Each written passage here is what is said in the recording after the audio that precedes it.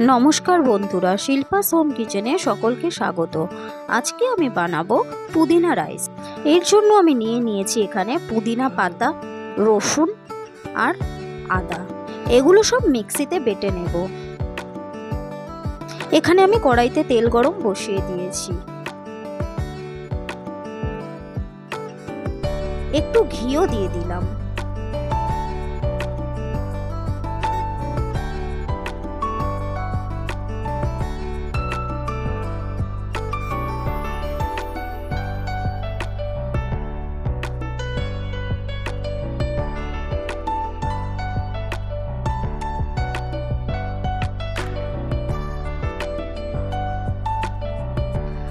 দিয়ে দিলাম পেঁয়াজ কুচি। ভালো করে নেড়েচেড়ে ভেজে নেব।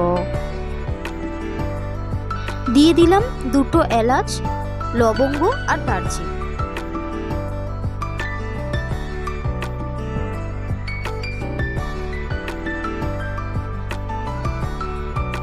পেঁয়াজ হালকা ভাজা হয়ে এসছে।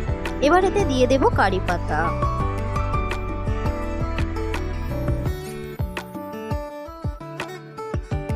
দিয়ে দিলাম কাঁচা লঙ্কা।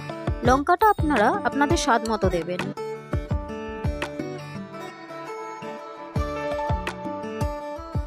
এবার দিয়ে দিলাম বেটে রাখা মশলাটা।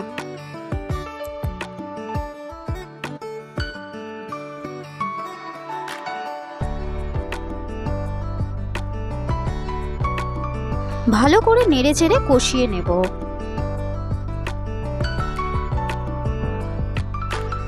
দিয়ে দিলাম হাফ টিস্পুন গরম মশলা। দিয়ে দিলাম পরিমাণ মতো নুন। দিয়ে দিলাম স্বাদ মতো চিনি।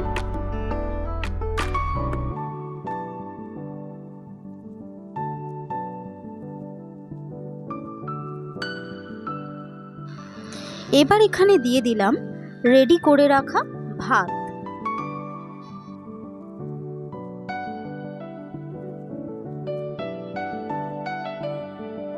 ভালো করে নেড়েচেড়ে মিশিয়ে নেব।